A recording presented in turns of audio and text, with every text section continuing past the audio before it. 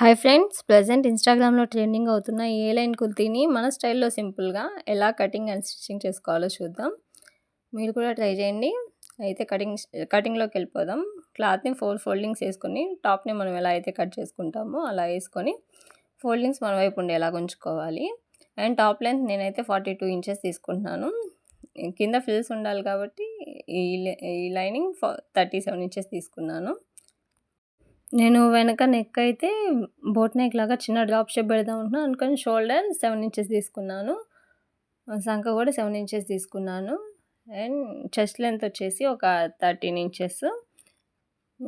సంక దగ్గర నుంచి కట్స్ వరకు ఒక 13 ఇంచెస్ వరకు తీసుకున్నాను. తీసుకొని ఈ 3 లైన్స్‌ని డ్రా చేసుకోవాలి ఫస్ట్ మనమైతే.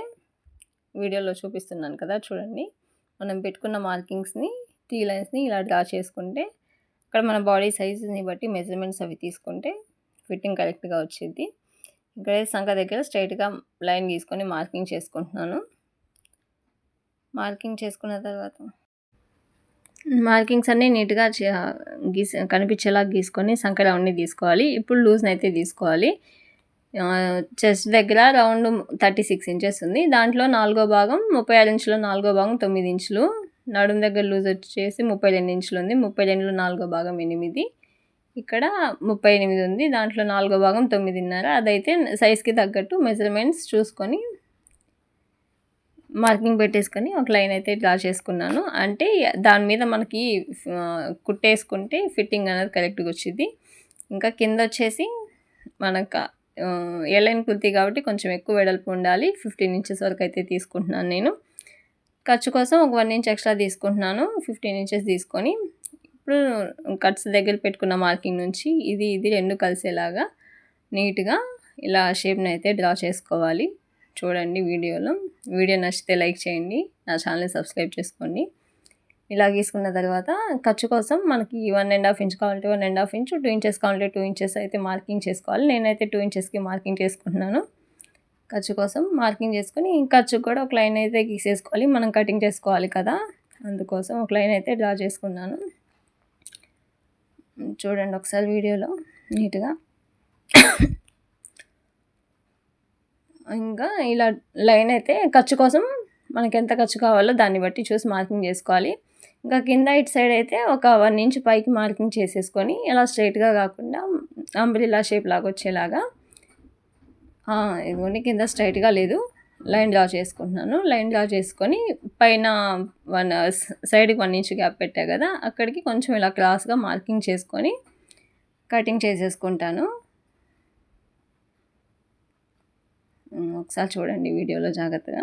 ఇలా పెట్టుకొని ఒక 1 ఇంచ్ ఇలా పైకి పెట్టేసుకొని అంబ్రెల్లా షేప్ లాగా వచ్చింది కాబట్టి మనకి ఇలా 1 ఇంచ్ మార్కింగ్ అయితే పెట్టుకొని కటింగ్ చేసేసుకోవాలి. నీట్‌గా మనం పెట్టుకున్న మార్కింగ్స్ అన్నీ నీట్‌గా కటింగ్ చేసేసుకోవాలి. ఓకే. లైనింగ్ అయితే కటింగ్ అయిపోయింది. ఇప్పుడు మనం కింద ట్రయాంగిల్ షేప్స్ లాగా ఉండేలాగా అవి మార్కింగ్ అయితే పెట్టుకొని కటింగ్ అయితే చేసుకోవాలి. ఇదిగో చూడండి ఇక్కడ కింద అయితే ఇక్కడ వరకు జూమ్ చేసి చూపిస్తున్నాను జాగ్రత్తగా చూడండి. ఖర్చు తీసేసి ఖర్చుకి ఎంత కావాలో అంత వదిలేస్తే నాకు 15½ ఇంచెస్ అయితే ఉంది ఇక్కడ. 15½ ఇంచెస్‌కి మార్కింగ్ పెట్టుకొని అక్కడికి కరెక్ట్‌గా మిడిల్‌లో ఒక మార్కింగ్ అయితే పెట్టుకున్నాను. అప్పుడు ఆ 2 భాగాలుగా డివైడ్ అయింది. ఆ 2 భాగాల్లో కూడా ఎంత ఉందో చూసుకొని మిడిల్‌కి ఆ రెండిటికి మధ్యలో కరెక్ట్‌గా మధ్యలో ఒక పాయింట్ వచ్చేలాగా వీడియోలో చూపిస్తున్నాం కదా! అలా టేప్‌తో మార్కింగ్ అయితే పెట్టుకొని అలా మార్కింగ్ పెట్టుకోవాలి. అలా పాయింట్స్ మార్కింగ్ పెట్టుకున్నాక పైకి ఒక 5 ఇంచెస్ మార్కింగ్ పెట్టుకోవాలి. మనం 5 ఇంచెస్ కావాలంటే 5 ఇంచెస్ లేకపోతే మనకి ఆ ట్రయాంగిల్స్ ఎక్కువ పొడవు కావాలనుకుంటే ఇంకొంచెం 6 ఇంచెస్ అయినా 6 ఇంచెస్ వరకైనా పెట్టుకోవచ్చు. నేనైతే 5 ఇంచెస్ మార్కింగ్ పెట్టుకున్నాను. కింద పెట్టిన మార్కింగ్స్‌కి స్ట్రైట్‌గా ఉండేలాగా పెట్టుకున్నాను. ఇదిగోండి చూడండి. ఒక మార్కింగ్ నుంచి ఇంకో మార్కింగ్‌కి ఎలా అయితే డ్రా చేస్తున్నానో మధ్యలో ఒక డాట్ అయితే వదిలేసాను. జాగ్రత్తగా చూడండి. జాగ్రత్తగా చూసి ఇలా డ్రా చేసుకొని కటింగ్ అయితే చేసుకోవాలి. నీట్‌గా ఉండడం కోసం స్కేల్‌తో అయితే కట్ చేద్దాము. స్కేల్‌తో కట్ చేసుకుంటే నీట్‌గా ఉండిద్ది. స్ట్రెయిట్ లైన్స్ బాగా వస్తాయి నీట్‌గా. ఇదిగో చూడండి. మధ్యలో ఒక డాట్‌ని అయితే వదిలేసాను. ఆ డాట్‌ని పైన మధ్యలో ఈ డాట్‌ని కలిపి ఇలా అయితే డ్రా చేస్తున్నాను. అర్థం కాకపోతే 1కి 2 సార్లు చూడండి. చాలా సింపుల్‌గా ఉండిద్ది. ఒక్కసారి ట్రై చేయండి. మళ్ళీ ఇంత సింపులా అని మీరే అనుకుంటారు. ఇగో వీడియోలో చూపిస్తున్నట్టు మధ్యలో ఒక డాట్ అయితే వదిలేసాను కింద పెట్టిన మార్కింగ్స్కి. ఇలా మార్కింగ్ పెట్టుకున్నాక మనం పెట్టుకున్న మార్కింగ్ని కట్ చేసేసుకోవడమే. ఇంకా నీట్గా స్ట్రైట్గా నీట్గా కంగారం పడకుండా చిన్నగా కట్ చేసుకోండి. నేను చెప్పిన మెథడ్లో అయితే ఒకసారి కట్ చేసి స్టిచ్చింగ్ అయితే చేయండి. సింపుల్గానే అనిపించింది. ఏదో మోడల్స్ అనుకోవడమే కానీ ఏదైనా కటింగ్ చేసి కుట్టడం స్టార్ట్ చేస్తే సింపుల్గానే అయిపోతాయి. ఇదిగోండి చూడండి ఒకసారి ఇలా నీట్గా కట్ చేసేసుకుంటే మనకి ఇక్కడ ఆ షేప్స్ అనేవి వచ్చేసాయి. ఒకసారి ఓపెన్ చేసుకొని చూపిస్తాను. ఓపెన్ చేద్దాం ఒకసారి ఈ క్లాత్ని. ఇదిగోండి ఇలా అయితే వచ్చినాయి. ఫ్రంట్ పార్ట్ బ్యాక్ పార్ట్ రెండింటికి వచ్చినాయి. ఇప్పుడు లైనింగ్ కంప్లీట్గా కటింగ్ అయిపోయింది. మెయిన్ ఫ్యాబ్రిక్ని అయితే తీసుకుందాము. మెయిన్ ఫ్యాబ్రిక్ని కూడా 4 మడతల మీద వేసుకొని లైనింగ్ని ఇలా పెట్టుకొని కరెక్ట్గా కట్ చేసేసుకోవాలి. ఇలా కట్ చేసుకున్న తర్వాత లైనింగ్ని మెయిన్ ఫ్యాబ్రిక్ని రెండింటిని జాయిన్ చేసుకొని ఎక్స్ట్రా పీసెస్ ఏమేమి ఉన్నాయో అది మొత్తం కటింగ్ చేసేసుకోవాలి నీట్గా. కింద నేను ఫ్రిల్స్ కోసం అయితే ప్లెయిన్ జార్జెట్ క్లాత్ అయితే తీసుకున్నాను. 13 ఇంచెస్ మార్కింగ్ పెట్టుకొని 3 లైన్స్ లా కట్ చేసుకున్నాను. 3 మీటర్ల క్లాత్ అయితే తీసుకున్నాను. 13 ఇంచులు ఇలా మార్కింగ్ అయితే పెట్టుకొని 3 పీసులు కట్ చేసుకున్నాను. 3 మీటర్ల క్లాత్ అయితే పట్టింది దీనికి. దాన్ని కట్ చేసుకున్న తర్వాత ఒక సైడ్ని జిగ్జాగ్ చేసుకోవాలి. జిగ్జాగ్ చేసుకొని జిగ్జాగ్ చేసిన సైడ్కి ఇలా ఫ్రిల్స్ పెట్టుకోవాలి మొత్తం క్లాత్ అంతా మనము. ఇదిగో వీడియోలో చూపిస్తున్నా కదా చూడండి ఒకసారి. ఒకవైపు జిగ్జాగ్ చేసేసుకోవాలి. జిగ్జాగ్ చేసుకున్న ఒక సైడే చేసుకోవాలి, రెండో సైడ్ వద్దు. మొత్తం ఫ్రిల్స్ అయితే పెట్టుకోవాలి. ఇదిగో ఫ్రిల్స్ పెట్టుకున్నాక నీట్గా ఇలా కింద పెట్టుకొని ఇదిగోండి ఈ ఫ్రిల్స్ మొత్తం ఇంకా పై క్లాత్ పైన ఇలా నీట్గా ఇలా సర్దుకుంటూ నీట్గా ఇలా పెట్టుకుంటూ కుట్టు అయితే వేసేసుకోవాలి. చూడండి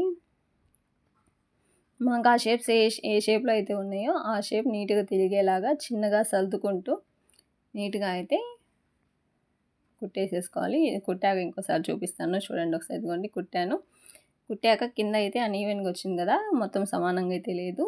ఇది సమానంగా చేసుకోవడానికి నీట్గా అడ్జస్ట్మెంట్ చేసుకొని ఇదిగోండి సమానంగా కట్ చేసుకుంటాం. సమానంగా కట్ చేసుకున్న తర్వాత కింద అయితే జిగ్జాగ్ వేసుకుంటాం మనం. చూడండి నీట్గా మొత్తం కుచ్చులన్నీ నీట్గా సర్దుకొని ఈక్వల్గా వచ్చేలాగా పెట్టుకొని కటింగ్ చేసుకోవాలి. అప్పుడైతే కింద కూడా ఈక్వల్గా ఉండిద్ది. లేదు మాకు జిగ్జాగ్గా ఉన్నా పర్లేదు అనుకుంటే అలా అయినా వచ్చేసుకొని జిగ్జాగ్ చేసేసుకోవచ్చు, పర్లేదు. అలా అయినా బాగానే ఉండిద్ది లుక్. నేనైతే ఈక్వల్గా ఉండాలనుకున్నాను, అందుకే నేనైతే ఈక్వల్గా ఉండేలాగా కట్ చేసేసుకున్నాను.